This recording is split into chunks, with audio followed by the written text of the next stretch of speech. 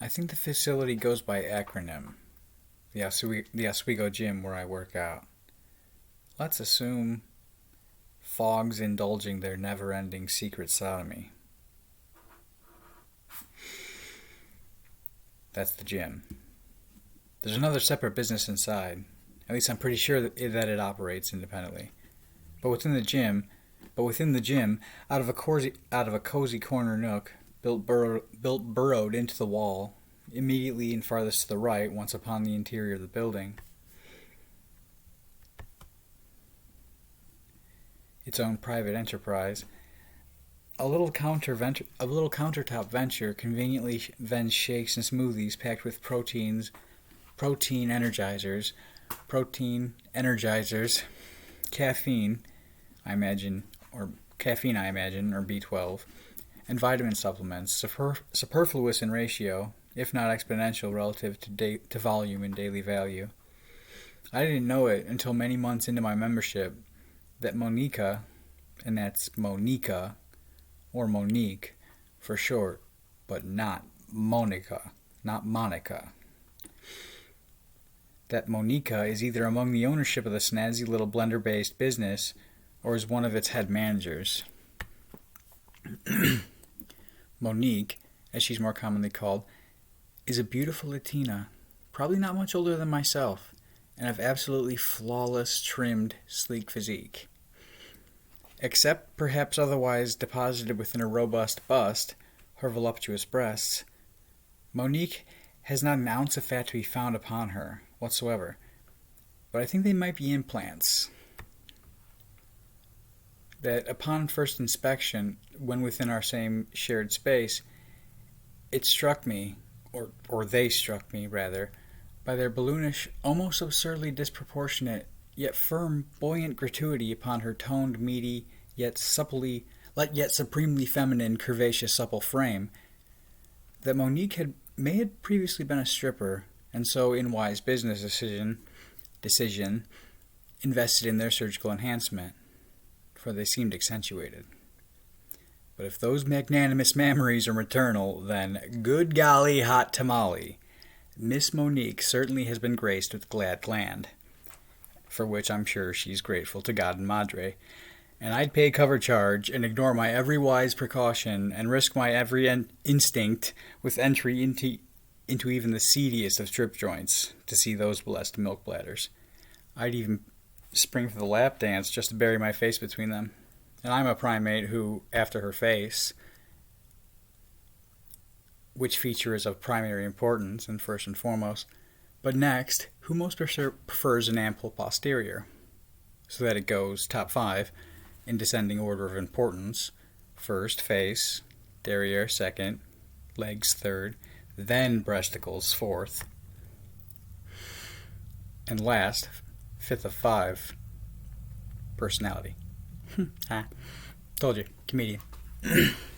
Monique, at any rate, was already a recurring figure, and I was long accustomed to our concurrent company, before ever we became acquainted. We had an optic rapport, attention tangible between us, and we had always taken notice, and acknowledged always too, via our visual exchange, our ever shared presence within proximity. But we had, as yet, never spoken. Then suddenly, one July afternoon, out of nowhere, she happened to initiate conversation. I didn't even know that Monique had moved herself near to me. I just completed, a set of a particularly difficult maneuver, an ab exercise of acrobatic pedigree. You drop yourself from the crossbar, but instead of hanging heavy by the hands, you contract your upper body so that the torso hangs taut below your arms at right angles. With knees slightly bent from there, the feet are drawn up via the abdomen muscles over the hips, ascending above the head, under the height where your hands grasp the crossbar. Descend back down then in steady, controlled fashion. Perform 10 to 12 reps, 3 to 4 sets, or repeat as able. As per my current regiment, that is. After a completed set, as I pace around in front of the apparatus immediately thereafter, respirating heavily and writhing my muscles that were temporarily exasperated, sleek Monique Sleek Monique approached me, having, unbeknownst to me, just claimed the machine across the carpeted aisle. Maintaining possession of my eye when once she had obtained them. After that I turned my pace upon her place, ready to meet me, and her eyes ready to catch mine. Monique initiated communicative contact already in the midst of gesture, with the pointed index finger of her right hand directing entreat to the crossbar, now over my left shoulder, conjoining it then to the thumb, and raising the middle ring and pinky fingers to signal, "All right, hey, okay, good job," as she nodded affirmatively to her congruent approval, so conveying compliment and her appreciation for the impressive prowess of an exhaustive expenditure.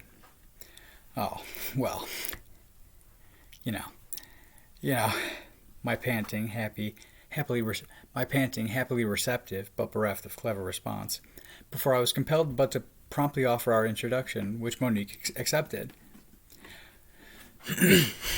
So here I am, though, coy boy me, thinking I had smitten her with the masculine display of my apex mating dance, imagining her simply defeated, destroyed, if you will, of her power to resist one moment longer her own feminine propensity to behold powerful mate, henceforth and unsubtly express, unto instant gratification, her immediate intentions, to forthwith spread her legs, accept, and so progenerate as soon as possible, and for the very good of this sordid sapient species, the seed of prime alpha male.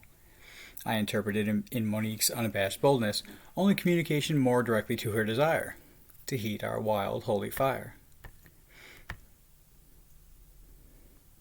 and her utter aversion toward keeping her clothes on any longer. If I had known at the time what I found out during my next visit to the facility, when, in answer to my appeal for clarification at her walking around the free weights with a crowded tray of Dixie cups that were each filled with samples of Power Smoothie, that Monique was being personable not because I had soaked her below the midsection, but because she was growing her clientele.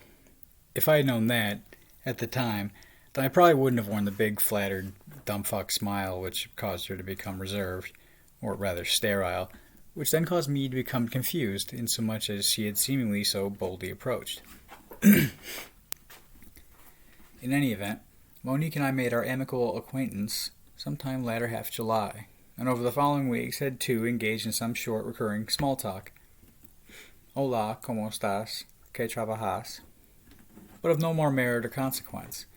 Nor did Monique ever explicitly solicit my business, even the day with the tray in her hand, somehow reluctant to associate definitively. Within 3 days, on just the third day after my midday monologue in my car, Monique dissembled, put up to it undoubtedly, by some rogue villain, of course, among the faceless foe, and not that on her own Monique was suddenly, and specifically towards me, industrious unto identity theft. But to obtain my economic digits, my preeminent personal component, imperative, inseparable to participate in modern commerce, my most essential existence codified in numeric sequence, perhaps to study its history, or henceforth track its transactions, or so simply to surveil or trace who may in me be taking interest, maybe more, under some manipulation, perhaps to secretly establish, to exploit upon the past and forge financial association that was never there, regardless though, unto which or whatever effect, not yet 3 days done, since that, against the dashboard, driving alone down 71, I took decisive side in the great debate, and added repudiate to the discussion of derogatory demographics. Not 3 days hence, nonetheless, Monique dissembled unto me, on direct dispatch, to gain somebody access to my personal finances. It was early afternoon, latter end of middle 3rd August. The attendance was scarce and scattered, dispersed sporadic here and there. The atmosphere within the gym was quiet, unassuming, even droopy almost, drowsy, that the cameras overhead seemed to nod off and fall asleep on the clock. The upper level of the facility is comprised of perpendicular right and left arms overlooking ground level.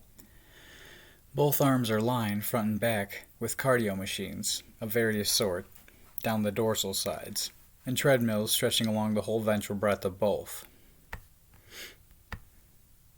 From the ascent of the stairhead, where the arms merge at their something like shoulder vertice, the Smoothie Shack office is clear across the facility, along the hypotenuse to the opposite right angle. I walk a mile to warm up. That day I was on the treadmill probably halfway down the left arm as one looks out from above at the top of the stairs. For that to hindsight, still from where I was, it unfolds immediately before my forward vantage. There weren't many patrons present, but enough, and Monique passed more than a few, making through, and shared with some a greeting too, so that it was strategic and nothing random that Monique made subtle stroll, but distinct course upstairs unto me on the second floor, and less drew me away than she did drag me away. Less drew me than she did drag me away, her imposition more demanding than persistent, and would not be dissuaded, but remained firmly resolute, steadfast until I should follow, insisted upon my purchase of some powder or supplement or fortified concoction.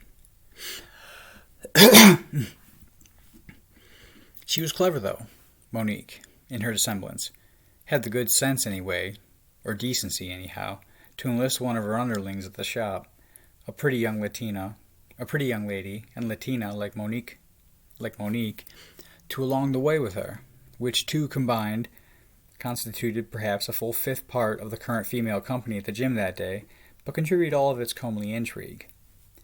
They walked not slow, but steadily without rush, and wandered, but not aimlessly, until they loitered for a moment, immediately ahead beneath me on the floor below, directly in front of my view above, before they dipped underneath the second-story floor and out of sight to ascend the stairs, and so when caused my short startle by them materializing suddenly beside me.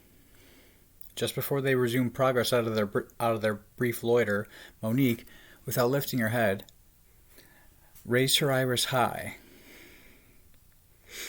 and slipped me a sly provocative pry of her eye, and only then, but then immediately, continued on and under, but as though somehow to seem invited, or by my eyes summoned instead of her premise.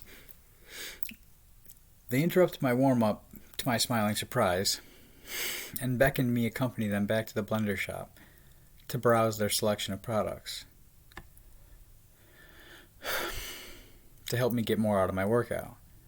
I politely declined, explaining to the women, to las Latinas bonitas, that I don't go in for such things, additives and vitamins and supplements, nutrition.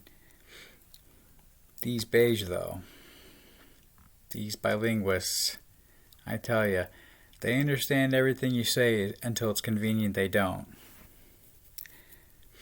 and can convey themselves perfectly, likewise, until it's convenient that they didn't. Londra, while her speech was spicy with Spanish accent, yet she spoke English fluently and negotiate to nuance. Put her next to Namadi, though, and suddenly her back is still wet, her Inglés is terse and rudimentary, and her mannerisms like those of a small child under the inspection of reproach, confronted of some trivial childhood crime, yet overwhelmed nonetheless, and hardly able in the moment to intuit what the scary grown-ups are saying, or what her inquisitors ask of her. With my initial refusal, Monique bore blank oblivion to my explanation, then instead, after I repeated myself, quickly feigned inversely as though she hadn't adequately conveyed herself, but that she wanted me to come down and try some samples. I tried, with one more protest, to be polite, but like I said, Monique wasn't going to be dissuaded, and I can think of much less pleasant impositions than walking and talking with two luminous Latinas. At the counter, after shortly swallowing down a small Dixie cup sample of some gritty substance that I legitimately did not at all want, but consumed so not to be rude, Monique asked me what I wanted to buy. I reiterated, politely of course, that I don't tamper with supplements and additives. Why not buy a smoothie? Okay, I'll buy a smoothie. What kind? I can't today. When? With my next paycheck. Do you promise? I promised, yet neglected merely to mention that I knew not when next should come. And so I was dismissed and allowed to resume my routine. Months have since passed, and I've still not fulfilled my promise. As one might expect, things with Monique have become strained, and she now, of course, deliberately avoids eyes with me, which one might also expect. I denote, however, her stress at my presence, for she adopts visage distinct to my proximity, not as like jaded, though, but void, as around an adversary, yet rival which she had wronged or had willingly tried to, and whom more so, Monique was worried, was aware of it.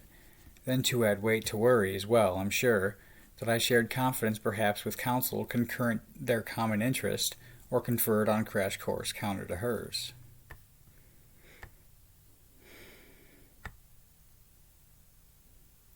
The next day, though, after that Monique made try to gain electric pry on my financial eye, I'm serious, the very next day, in response to an application that I had submitted a month and a half prior, I received a call from the coat warehouse. And I say coat warehouse, insomuch that the parent corporation of the big box off-price franchise outlet may still trace its long capital back to the New Jersey town that it bears two in its name, and which prior gave place to the company's original textile factory. Yet, as its Oswego operation produced no coats, therefore I call it not a coat factory.